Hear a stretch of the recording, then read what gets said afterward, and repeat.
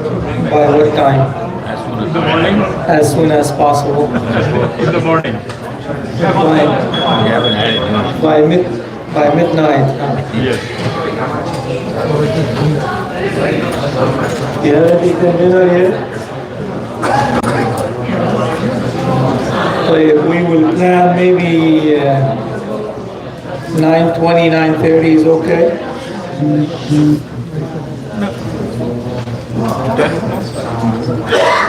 Then I'll fall asleep by 10. So you won't find me talking. Then up to you. I'll be dream talking.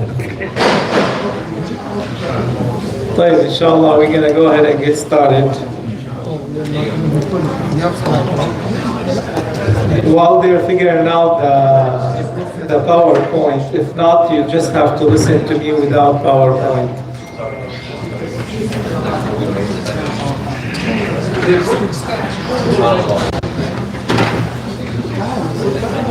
أعوذ بالله السميع العليم من الشيطان الرجيم. بسم الله الرحمن الرحيم.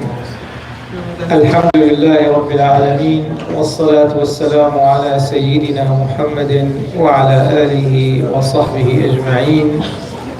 اللهم إنا نبرأ إليك من حولنا وقوتنا، ونلتجئ إلى حولك وقوتك وفضلك ورحماتك يا ذا القوة المتين. وبعد، فالسلام عليكم ورحمة الله وبركاته.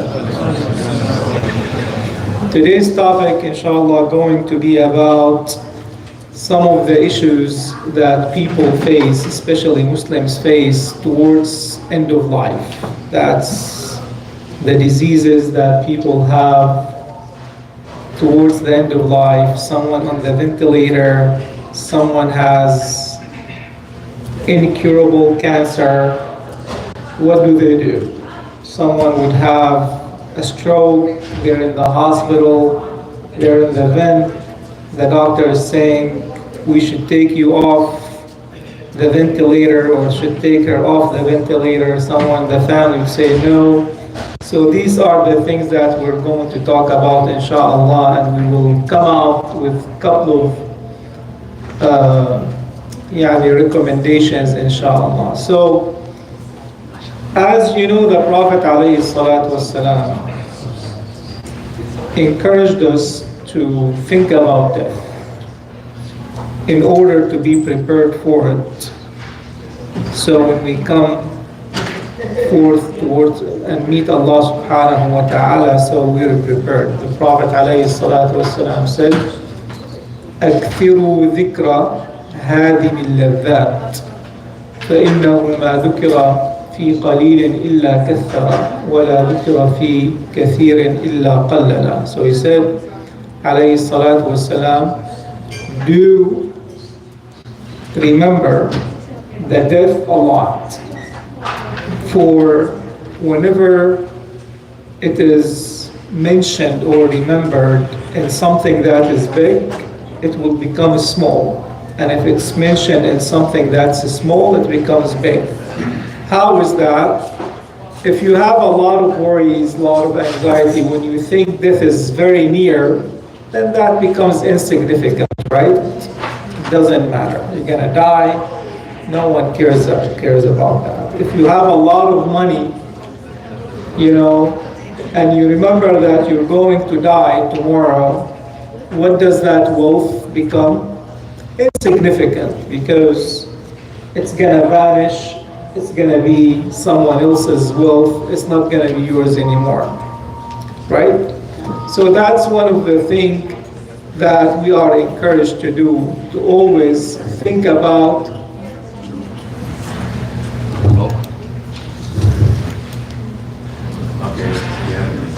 sword.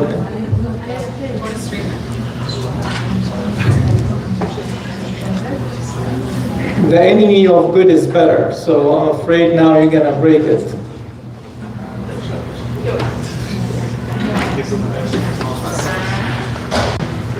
So always,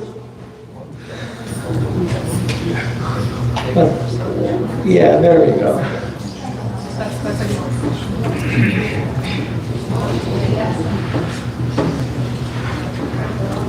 And Allah subhanahu wa ta'ala in the Quran warned us, كُلُّ نَفْسٍ ذَائِقَةُ الْمَوْتِ.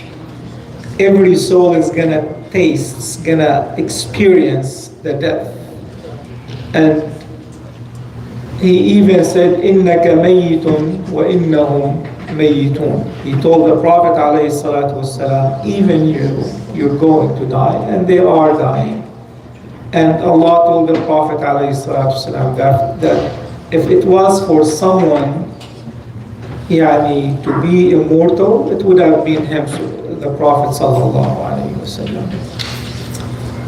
And the Prophet ﷺ told us, encouraged us that we have to be prepared for the matters of death, meaning all our affairs have to be in order.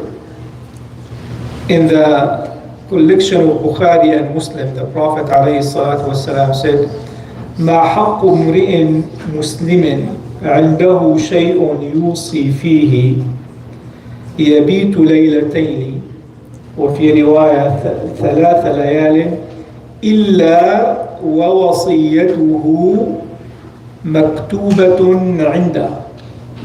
So the Prophet ﷺ in this hadith says the duty of a Muslim that if he or she has some assets, some wealth, or anything that he should basically leave a will behind him or her, that no 2 nights or 3 nights in a row passes by, but he has that will ready. So it is a sunnah for the Muslim to have a will ready. If they have anything, obviously, that to leave in that will, whether it's assets, whether it's children, who's gonna take care of the children after death. So the Muslim has to be ready in terms of the worldly matters, the worldly affairs, and in terms of the akhirah affairs. Is that clear? So with that introduction, we want to talk about some of the issues that the Muslim might face in this life towards the end of their life, and they're not prepared to. Right? So for example, I'm going to ask you a question and say, who has a living will, for example? 1, 2, 3, 4. So, alhamdulillah, 4 out of 100, so 4%. Who has spoken to his family about the issue of DNR, do not resuscitate? 1, 2, 3, so 5%, 10%. So these are important things. Who has a family member that has gone through, towards the end of life, they were unconscious and they were not sure what to do with them, to leave him on the vent, to keep him on nutrition or not? Anyone has gone through this before? These things do happen a lot, right? So today, inshallah, we're going to speak briefly about the treatment and what the ruling of a treatment is. And after that, talk about the things that are practiced in the West, specifically in this country, and if they are valid from Sharia point of view or not. So with that, I think we have to.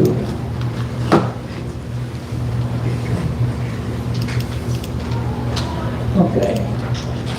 So I'm gonna just skip to the relevant slides, inshallah, so we can get you out of here on time as we promised I'm gonna speak to you for 15-20 minutes and then leave the rest of the time for questions and answers, inshallah. So, what is the ruling of someone seeking a treatment? Who does believe that it is mandatory to get a treatment if you get sick? Don't look at the slides. According to which madhab you're talking?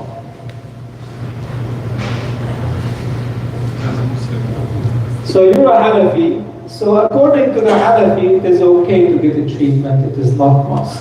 It is permissible, actually. It is not wajib. The most, I would say the strict one, the Shafi'i says it is recommended and encouraged, actually. None of the four madhahib says it is wajib, actually. Some of them, according to the Hanbali madhab, actually, they say it is better not to seek treatment. I just want to dwell on this point for a moment to rectify a misconception that if you get a cold, you have to get Tamiflu, and if you get COVID, you have to get Paxlovid, and if you get pneumonia, you have to get this, and if you get cancer, you have to get the chemotherapy, the radiation, the surgery, the everything. That might not be necessary, actually, according to the four madhahib. I just want to, establish this fact, right? So the Shafi'i was the closest one to what we practice that says it is encouraged, actually. So Shaykh al-Islam ibn Taymiyyah, rahimahullah, said that, well, we have to differentiate between if the disease is curable by the treatment and if it was fatal. In that case, the treatment becomes mandatory, becomes wajib. Okay? So someone got a car accident, they're bleeding. If they continue to bleed, they're gonna die. And if you give them blood, then you're gonna save their life. Then it is a must to treat them. So that was an opinion that Shaykh al-Islam, rahimahullah, was unique in establishing, actually. Or something like if you don't cure, if you don't treat, it's going to cause some harms to other, right? And in that case, it could be the isolation, like we did with COVID, with the pandemic. If it would cause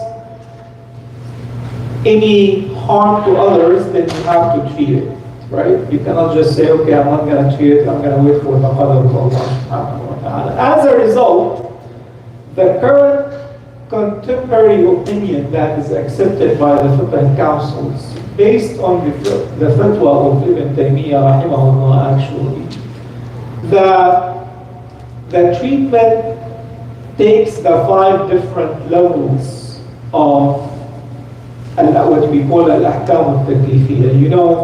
The ahkam al-taklifiyya are 5, right? Anything in Islam could be wajib, mandatory, and on the other hand could be haram, right? Or could be mustahab, recommended or encouraged, and on the other hand could be makruh, discouraged or disliked, and in the middle it is permissible. So in general, the ilaj, seeking the treatment, is what was permissible. However, it becomes mandatory if it's life-saving. Not only life-saving, the treatment has to be life-saving, or the disease is fatal and the treatment is life-saving, right? Or encouraged and recommended if it is most likely the disease is going to be curable and the treatment that is available is as well cured, right? On the other hand, it could be haram if it's something that's unnecessary, right? And it could be harmful, such as gender change or cosmetic surgeries that are unnecessary, right? And most of the treatments, You like that, right? You're arguing about gender change now. That's totally a different lecture, inshallah. So, most of the treatments that we face in our daily lives actually is what we call permissible. That's someone, you get a cold, and you get an antiviral for it, you get mild infection, you get something, and some people ask me, how is that possible that the treatment was not mandatory? Were there some examples from the lives of the Sahaba that people did not get treatment? Many examples, actually. There are almost 10 I have in the paper that is detailed. For example, the Ibn Abbas radiallahu anhu told Ata bin Abi Rabah, if you want to see a woman of Jannah, look at this black woman when she comes out. So what was the story of that woman? She had epilepsy. And she came to the Prophet ﷺ, and she told him that I would have my seizure, my convulsions, and then I would get uncovered. So make dua for me, so Allah will cure me. So the Prophet ﷺ told her, you have the choice. I make the dua for you, and you become cured, or you remain patient, steadfast on this, and Allah will give you the Jannah. So she opted for what? For the Jannah, and not to be cured, but she told him, make dua for me that I don't get uncovered while I have my spill. And that would happen. So the Prophet ﷺ could have made a dua to cure her, but it was the option not to. And this is something, seizure could be fatal sometimes. You can be driving and you have a spill and you kill someone and you kill yourself. So this is an example where the treatment was abandoned. Ubay bin Ka'b radiallahu anhu asked the Prophet ﷺ, what is the reward of having a fever? He said, wherever the fever goes, into every cell, into every vessel, into every joint, it takes the sins away and carries the hasanat with it. So Ubay made dua to Allah subhanahu wa ta'ala to have fever. And he constantly had fever. Don't make that dua. So Zibr ibn Abi Hubaysh said, قال فكانت فيه شراسة. So because of that fever, he was aggressive, he was rough actually. الذهبي سير أعلام النبلاء قالت فحرفت خلقه يسيرا. He was basically off a little bit. He was very aggressive. So and he could have easily in the first place not made that dua or asked the Prophet ﷺ to make dua for him to do that. There are so many examples from the hayat of the Sahaba and the current contemporary scholars actually where they didn't want to seek a treatment accepting the qadr of Allah subhanahu wa ta'ala. However, what is accepted in practice now is what's on that slide. If the disease was fatal and we have a curable treatment, then it becomes mandatory. Or the disease is harmful to others because la darara wa la dirar. You cannot cause harm, you cannot initiate or cause any harm to others. Right? Besides that, the treatment is permissible. And in certain cases, it is disliked. If you know that you're going to take chemotherapy and you're going to spend hundreds of thousands of dollars when there is no hope, actually. I'm just going to give it a try because this is the gift of life and we're going to keep preserving it by selling the house and selling all, the assets and spending all the savings. This is not actually something wise and it is not recommended. And I'm talking about this because this appears to be the practice of many people, right? So, that said, this is for doctors, the slide before, that even a doctor does not have to provide the treatment all the time.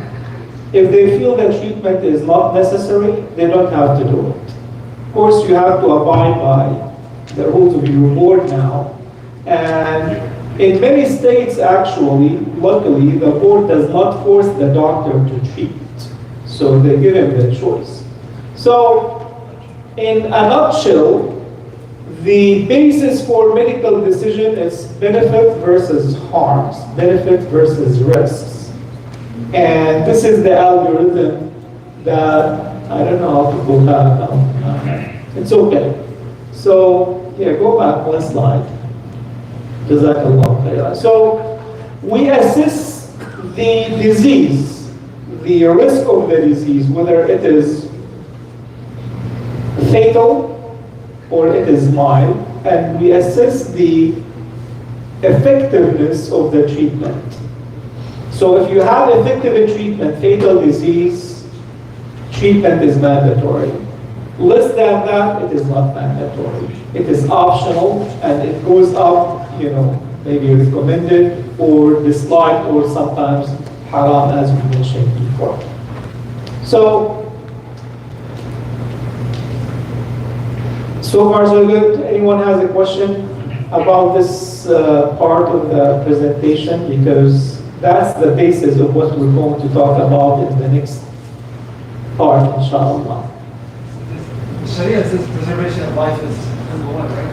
Right. So how is it that you're not supposed to cure somebody who may die, but that is preservation of life? Because, can you go to the first slide? I skipped those slides, just for the sake of, keep going back. Yes. Repeat the question. So, some of the aims of the Sharia is to preserve lives, right? So how come we're saying it is okay not to seek a treatment? Because when we know that the treatment is truly curable and the disease is fatal, that combination makes the treatment mandatory. But most of what we see in our practice actually is what Shaykh al-Islam said, that the things قال ما يدفع به الضرر, the things that would prevent harm are divided into three things. Things that are certain, 100% would remove the harm. And he gives the example of food for a hungry person. When you're hungry, you eat. We know that you feel content, you're full, and it helps you, right? Things that are baseless. Right? For example, certain herbs, they tell you the hulia, the CBD for breast cancer, it's faceless. It is mawhum, right? Inconceivable. Most of what we deal with is probable, maybe, right? So when it comes to the maybe now, it is okay. And that's why the scholar said, if someone does not believe that a certain, so this is in the books of scholars hundreds of years ago, this is not contemporary. They said, if they don't believe a certain surgery is gonna cure, and they don't perform it, and the patient dies, then the doctor is exempt from punishment, because he didn't believe it was curable. So only when it's curable, and the disease is fatal, that combination and that algorithm makes preservation of life. Besides that, it is encouraged. On the other hand, because people say that accepting the qadr of Allah subhanahu wa ta'ala is virtuous as well, right? So, with that in mind, we say that this is for individuals. This is not for the government. The government cannot say, oh, you know what? Treatment is not mandatory. We're not going to build hospitals. We're not going to provide medical schools. We're not going to provide doctors or medications. No, it is mandatory for them to do that, but for individuals, it is their choice to opt whether to treat or not to treat. Is that clear? So now we have the concept of the doctor-patient relationship, and that takes us to the informed consent.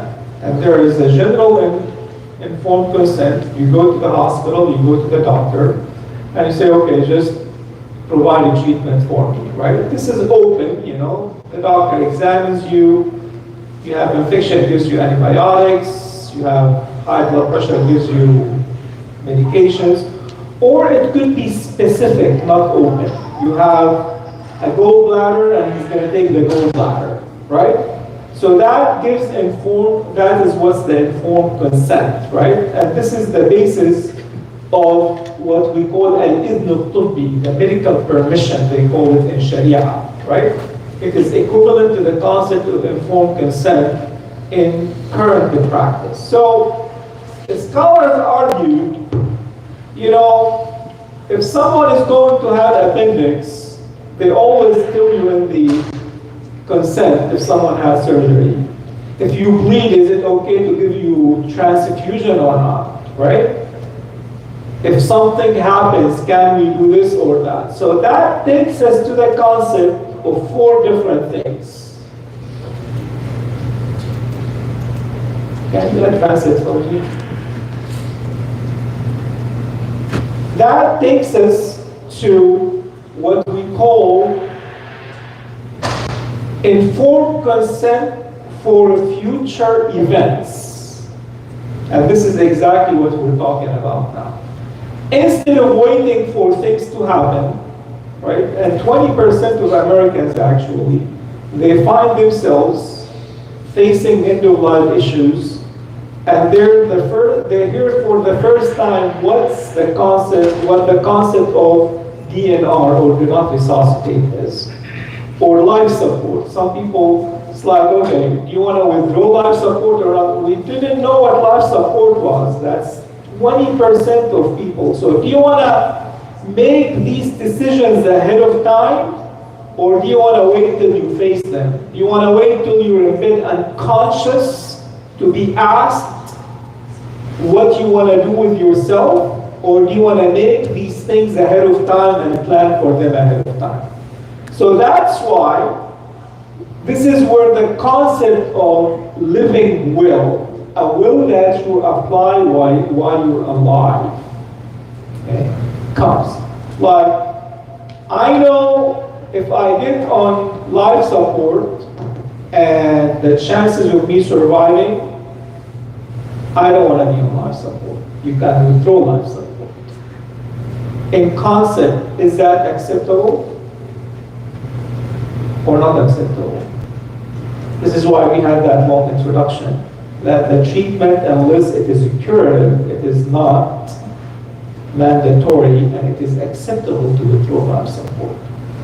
Initiating the resuscitation, you have CPR, and what follows after the CPR, passing the tube down your throat to breathe, and putting you on a ventilator, and giving you chemicals to keep the heart beating and your circulation going, all that stuff called life support. Is it mandatory? If it's life-saving 100%, it is mandatory. If it is not, then it is not mandatory. And what do we do about this? These are the decisions you have to make, basically, ahead of time. Do I need to be on life support if there was no chance, or if it was very minimal chance of surviving or not, right? So you can do what we call the advanced directives. This is basically the verbal agreement, someone tells the family, you know what, if I have a stroke, there was no chance of me surviving, I don't want to be on life support. When it is documented and written, then it becomes what we call the living will. And what is the living will? This is a document, you go to any attorney, and they can write it for you. And it has specific actually answers, or specific items. Do you want to have the resuscitation or not? Do you want to be on life support or not? What happens in the case you were on life support and there was no hope? Do you want it to be withdrawn or not? So that's the first practical point that everyone needs to take home with them. Have that conversation with your family. And when you have a will, actually, add that becomes your living will and document it at an attorney's office. It is very important.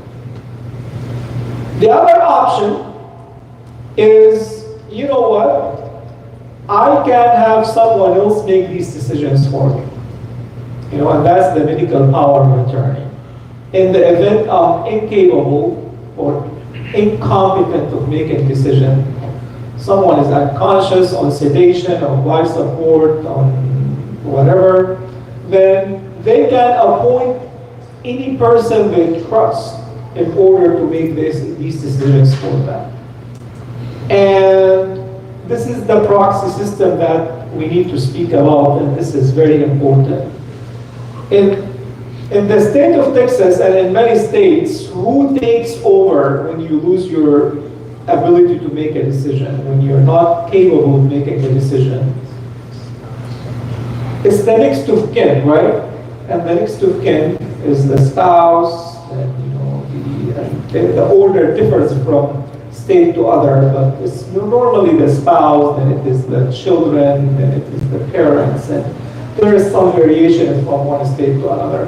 And that's very important to understand, because in Islam, this is not how it works. It is not the spouse automatically, it's not the wife, for example.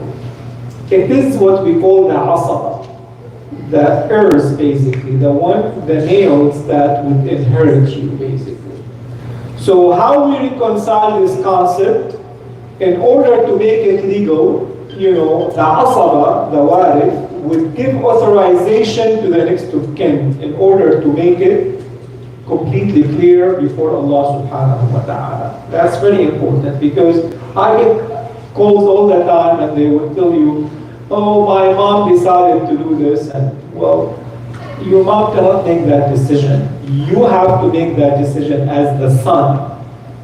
And your mom you can give her the authorization. So even just as simple as, okay, I authorize you to make that decision, transfers that Islamic liability to her and allows her to do it. Otherwise, then you're not following the sunnah of the Prophet sallallahu alaihi wasallam. So the things are to be discussed. The DNR do not resuscitate, or do not now DNAR, do not attempt to resuscitate. Someone, you know, who have passed out, you know, and it's been an hour, leave him alone, right? This is something, you know, Islamically acceptable, actually. And this is a decision that you have to make. Or if there was no hope, or in medicine or in our practice, there is not 100% or 0%. There is most likely. So, and this is how we make our decisions, because how do you know that it's 0%? No one can say it's 0%, and no one can say it's 100%. It's most likely or least likely. So when DNR is unlikely to work, then you can make that decision. I don't want to be resuscitated. Okay? And this is an example of what you deal with every day. And someone was in a ventilator, on pressors, this is what we call the life support, and maybe hemodialysis, and God knows how many machines. Can you withdraw these machines if there is no likelihood of survival? Yes. And I'm hoping this answer would reduce my phone calls by 90%. So everyone knows that the answer is yes, it's okay. And the doctors are not going to deceive you or cheat. Because how do I trust the doctor? Trust me, the doctors are going to tell you what's right. When they tell you there is no more hope and it's better to take them off instead of prolonging their pain and sufferings, they're incredible. And usually it's multiple. In Sharia, we like 3 doctors actually to give you that opinion. And that's the case, because when you have someone in that case, how many consultants are there? 17 consultants are probably. When they all agree on that, they trust them. They're not going to cheat or deceive you because you're a Muslim, or because you wear a hijab, or because you have a beard, or because your name is Abdullah. Because the law is very strict on them as well. So they're not going to break the law. and deceive and violate the credibility of their profession. So, briefly, that same concept applies to artificial nutrition. Artificial nutrition by a tube through your nose or through your stomach or through your veins. All that stuff is allowable to be withdrawn as well. With that, I was going to talk about the hospice and palliative care, but that's probably going to take us another half hour, so we're going to stop here, inshallah, because we promised to get you out of here around 9:30. So we will open the floor for Q&A, inshallah. Wa jazakumullahu khairan. First, from the doctor, the ICU doctor. Should I have two questions? Bismillah. First question is the situation when you bring a patient comfort care. So 10 years a day with visiting. And then comes the situation of how do we minimize the suffering and pain. So one is the natural course of the events that can occur. Other is to start patient on some morphine and then they pressure, not pressure, but they ask you to increase the dose because expectation was 2 days and the family, the patient is asking 1 per week. Is that allowed? So I should have actually gone through the slides because that's the answer to your question. The answer, yes, palliative or comfort measures becomes the treatment of choice now. It is not the life support now, it is the comfort measures, giving them the morphine, the Versed, whatever it takes. And it's okay to give them as much as it takes to keep them comfortable. And that is the momentous treatment, basically, the opportune treatment, because this is what is necessary for them now. And the second question. The second question is maybe if you think it's not relevant, I can ask you later, but many times you're in a situation where you're the only person in the room, and you have, a person of a different faith that's about to pass on to the next world. And then there's a moment of consciousness. So many times I'm caught in a situation where I feel guilty. Could I have offered him the kalima? Or could I have, saved his heart? Yeah. Part of the ethics that you have to abide with, and that's according to the AMA and the state board, things that you don't preach. You're a doctor, you provide medical care, you don't preach. If there was an exceptional situation where you find it an opportune time to offer that kalima, in my 20-some years of practice, I didn't find that moment yet. But you can, but as a rule of thumb, this is not your role. This is the chaplain, they have Muslim chaplains now, they have whatever. We respect the rules and we don't want to violate any regulations. Yes, your turn. So my question might be a little irrelevant, but if someone was on life support and there's a very low risk of coming back to consciousness, can that person get himself out of life support, but before that donate organs or make use of his body? That's a very good question, actually, because when we talk about state of unconsciousness or altered consciousness, there is,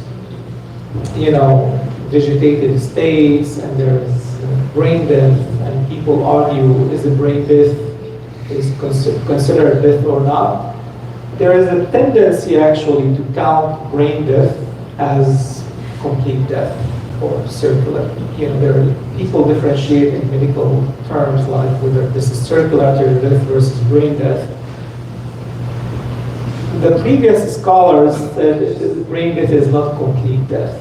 The tendency now, more people are accepting it as actually complete death. And what difference does it make whether to procure the organs actually or not? And because you have to acquire those organs, harvest the organs, this is not a nice word, while the circulation is still working, so they're viable organs. And for the people, so what if someone says a brain death is not complete death, what does that mean? That means his wife should start the iddah, or she cannot start the iddah, and the children cannot take the mirath, basically, and the organs cannot be procured, right? For the people who say this is death, then you can procure the organs, people can distribute the mirath, and the wife start the iddah. My opinion is you can donate the organs, but you cannot start the iddah or you cannot start the mirath. Does that answer your? Does answer, but your position on it. That's my position. Yeah. So why did we differentiate between the organs and the mirath? This is a very complicated story. Yeah. It's beyond the scope. Yeah. What is your opinion of Jamaat quickly with regard to brain death? When you actually what is your opinion? They say brain death is considered complete death. Yeah. Who else? The doctor tells someone that he has 3 months to live, what to do? If the doctor tells someone that they have 3 months to live, have them go do Umrah and do a lot of istighfar and tawbah to Allah subhanahu wa ta'ala and donate their money to the masjid. Do you take the word from the doctor that yes? Absolutely. In medicine and things, we base things on, again, what is likely to happen. There is no absolute truth. No one knows the absolute truth but Allah subhanahu wa ta'ala. But just like when they tell you tomorrow it's gonna rain and it's gonna be 55 degrees, you prepare yourself for the cold weather and you carry an umbrella. This is how you deal with the what we call the prognosis of the disease. But I've also seen that someone was given 3 months to live. And he lived 7 years. He lived 3 years. 3 years. Okay. I've seen that before. Happened with my dad as well. But, it's better to be prepared and, especially when it comes to tawbah, it comes to meeting Allah subhanahu wa ta'ala. Different Related to the topic.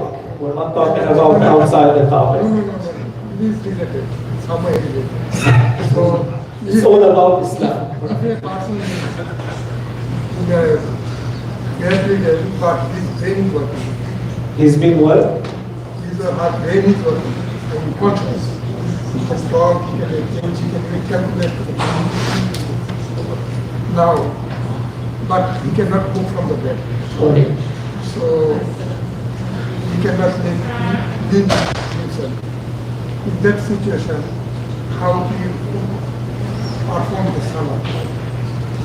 Yeah, so performing the salah, there was a very nice lecture given by Sheikh Salah Jazahullahu khairan on the rules of actually an ill person, how do they perform the ibadah. And I recommend that people go to it and listen to it because it was very detailed about every single aspect related to tahara and ibadah. So that person, they can clean themselves as much as they can. If they cannot, a nurse or the caregiver can do that. If not, then they can pray. Obviously, they have to make either wudu. If they cannot perform the wudu, they perform the tayammum and they pray according to their ability. Right? So the najasa or the tahara, the purity, is a prerequisite for the salah. But if a person cannot perform it, it can be waived. That's the answer to your question.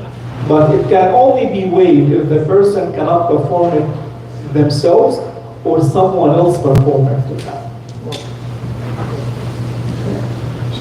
Yes, Fawzi. Can you comment on coma, especially if it goes for a long time? What's the hukm for that? So that's what we find, coma, it's basically, that's when people get all these questions, like it's been 3 weeks, it's been 4 weeks. So there are some divisions or some categorization of coma. You know, if it's 3 weeks and the person cannot do anything, that's a neurovegetative state.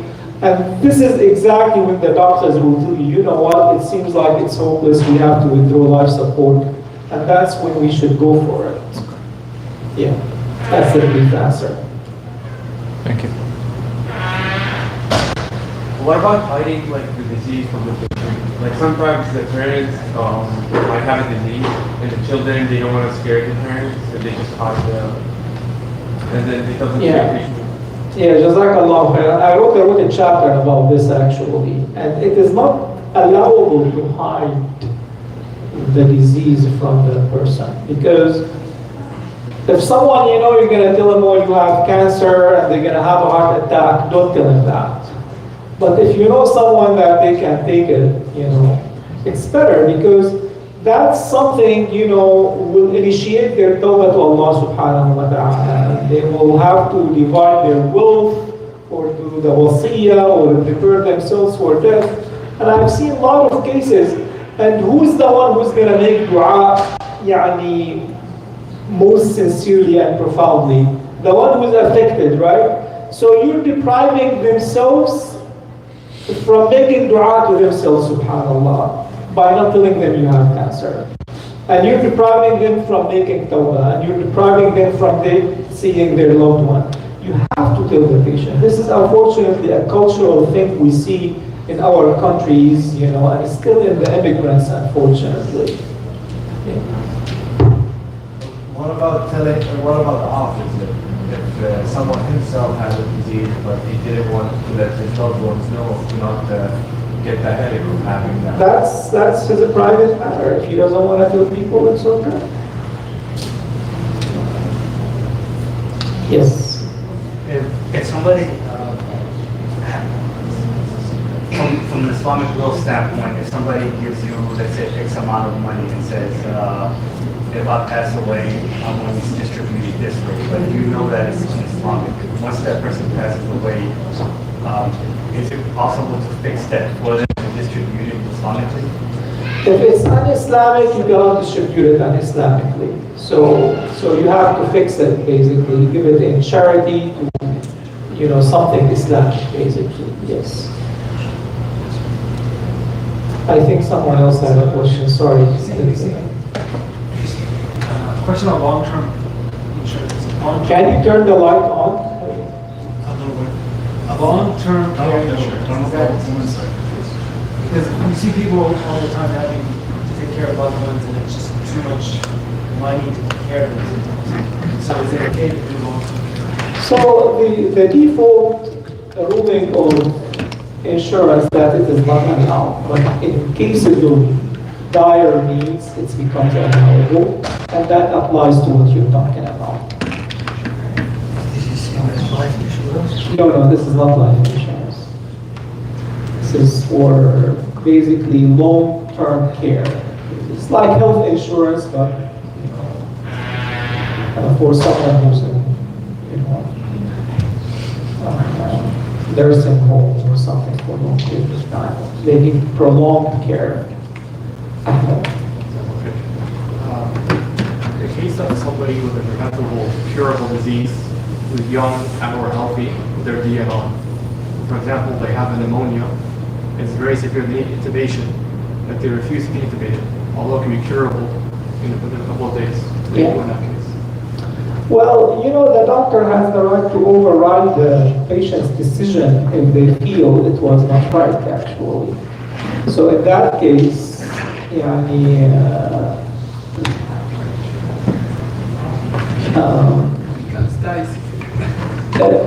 know, here send it to the ethics committee. so you're in the clear, because I know people who were sued for doing that and not respecting the patient wish. But for example, if someone is DNR, right? They have cancer, they have DNR. When they take him to the OR for a port, what do? They reverse the DNR, because this is temporary thing and this is not life-threatening. We cannot just have the patient die because they're being armed. It's the same concept to me. And I've done something similar to that, by the way. I cannot tell you what it is. But we had a patient who was going to die and we gave her the treatment and she left the hospital happy. And if we respected her wishes, she would have been dead. Yeah. You reminded me of something. Jehovah's Witness patients. I know. That's not very fun.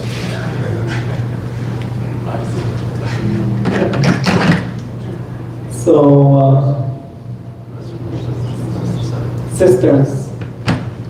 If somebody has a life-threatening condition and there's like something like a procedure that you have done that could potentially cure it, but like 80% of people who get that treatment, they die or they get brain damage or something. So what should they do? Because their condition is also life-threatening. That's when we say the treatment is basically up to them. They can opt to be treated or opt not to be treated. So this is, now in a lot of cases the doctors give you calculated numbers. This is the outcome, this is, so you go by what's the most likely preferred outcome basically. Does that answer it? Yes. What's the ruling on organ donation? According to the majority of the scholars and the fiqh councils, it is allowed. Some of the Hanafis, the minority of the scholars in the Hanafi madhab, it is not allowed. But the majority of the scholars and the contemporary scholars and the fiqh council, they say organ donation is allowed. That recently changed, or is it not always right? Not always not. That's following the Hanafi madhab. But the majority of scholars allow. Can you expand on that? For example, let's say if a person dies at home, whatever it is, and they want to do organ donation, so what will be the process for them to do that? They have to go to the hospital, get autopsy done, what will be the process? If someone dies at home, there aren't too many organs you can give after you die, unfortunately. What you can give, the cornea, and it's usually when someone is on life support and they decide they're brain dead, that's when the organ donation becomes more relevant, actually. So that happens only if they die in the hospital. Because they can procure, all the organs, basically. After complete death, there aren't too many things you can benefit from. And is there any restrictions on what we cannot donate? No restrictions. The body is one body, so. Islamically. The reproductive ones, exactly. Jazakallahu khairan. Yeah. I didn't hear you. The reproductive organs, the eggs and the sperms, basically. Jazakallahu khairan. Yeah. Because you think it's taken for granted, and it's not actually, because people are very creative now on what they do. Yeah. Any other questions? اللهم اغفر ذنوبنا واستغفرنا وفي فرجنا وتقبل اعمالنا واصلح شاننا وختامنا في الامور كلها وصل على سيدنا محمد واله والحمد لله رب العالمين وجزاكم الله خيرا.